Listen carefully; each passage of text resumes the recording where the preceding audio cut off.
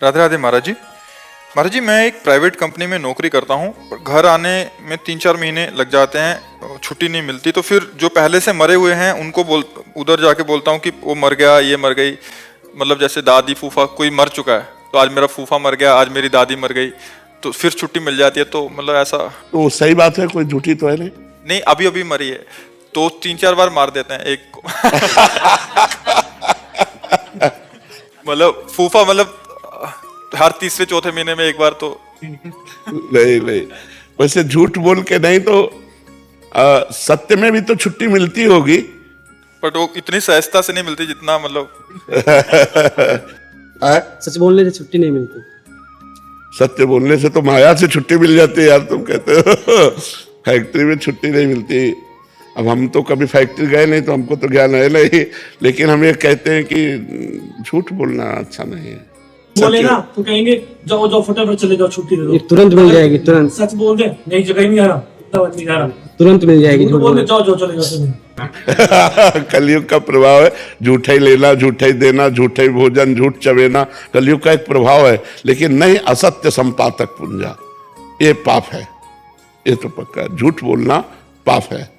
साच बराबर तप नहीं, झूठ बराबर पाप। जाके हृदय साच है, ताके हृदय आप। देखो, तो हमें चाहिए कि समस्याओं से भले हम लड़ें, लेकिन हम सत्य पर चलने की कोशिश करें, झूठ से बचने की कोशिश करें।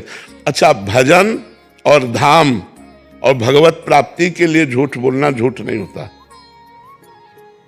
जैसे आप भगवान के लिए रो रहे हैं और आपसे कोई पूछे कि आप भगवान के लिए रो रहे हैं, हमें कहाँ भगवान के लिए रोना आता, आज हमारे शरीर में दर्द है इसलिए रो रहे, तो वो बच गए। जैसे एक सिद्ध महापुरुष थे, तो राजा के यहाँ भागवत हो रही थी, राजा भी बैठा हुआ था और भागवत हो रही पूरा। तो जो ही श्री कृष्ण रूप माधुरी का वर्णन हुआ कि उन्होंने हुंकार मारी और बेहोश हो गए, और भागवतिक सारे सद्गुण प्रकट उनमें। अब राजा ने देखा ये लक्षण तो महाभागवत के हैं, वो उठा और चरणोदक उतारा और आरती की और हाथ जोड़े बैठा उनके चरणों के पास। जब वो भाव से बाहर हुए तो उन्होंने देखा कि राजा, उनका महाराज कैसे बैठे हो? तो उनका आप में अष्ट सात्विक भाव देखे प्रेम के, इसलिए मैं धन्य हो गया। तो उनका नहीं नहीं, मेरे अष्ट सात्विक भाव नहीं आते, मुझे मिर्गी आती है। मिर्गी आती, बच गए अपने को। तो कहीं कहीं भागवतिक छुपाने के लिए, भजन को बढ़ाने के लिए, अपनी महिमा को गुप्त रखने के लिए वो झूठ बोल देना निषेध नहीं। जैसे आप धाम आए हैं, आज हम बिहारी जी के दर्शन करेंगे, राधा वल्लभ जी के दर्शन करेंगे, वृंदावन की परिक्रमा देंगे, संत समागम, यही तो सत्य है, और तो सब झूठा ही है। हमें लगता है कि भागवतिक कार्यों के लिए यदि हम कहीं झूठ बोल देते हैं तो कोई परेशानी नहीं, लेकिन हम सांसारिक कार्यों के लिए झूठ से बचने की कोशिश करें। यद्यपि आज हम कह सकते हैं कि झूठ का बहुत बड़ा और सत्य का बहुत छोटा क्षेत्र रह गया है। हमें लगता है मोबाइल ये झूठ बुलवाता है। भाई, हम तो इस समय वृंदावन में तो नहीं, आगरे में है, कल आके बात करेंगे वहां बगले वाले मकान में है।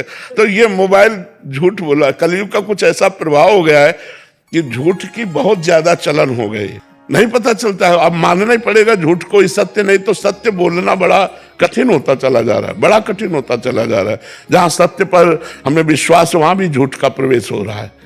तो हमें लगता है बचना चाहिए, हम लोगों को झूठ से ज्यादातर बचने की कोशिश करना चाहिए। जी, आजकल तो इंटरनेट मीडिया आदि पे भी एआई का जब से ये ट्रेंड आया महाराज जी ऐसी भी हो जाता है कि ऐसा लगता है कि सच में ऐसा हुआ है, क्योंकि इतना ज्यादा वो भी एक झूठ का मतलब, कैसे आप काफी जगह ऐसा आपकी वॉइस को चेंज करके आप किसी का घड़ी का प्रचार कर रहे हो कि ये घड़ी बहुत अच्छी है, ऐसा टाइम देती है, आपका समय सही हो जाएगा।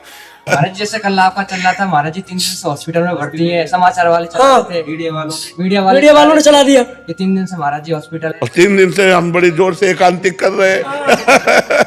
तो एकांतिक भी तो देख लेना चाहिए कि आज का एकांतिक पड़ा हुआ है। तो आप सब महाराज जी, सत्य को झूठ और झूठ को सत्य, वो इस पे ऐसा लगेगा कि ये पुराना होगा, ये असली को ऐसा लग रहा है कि नकली, और नकली को ऐसा लग रहा है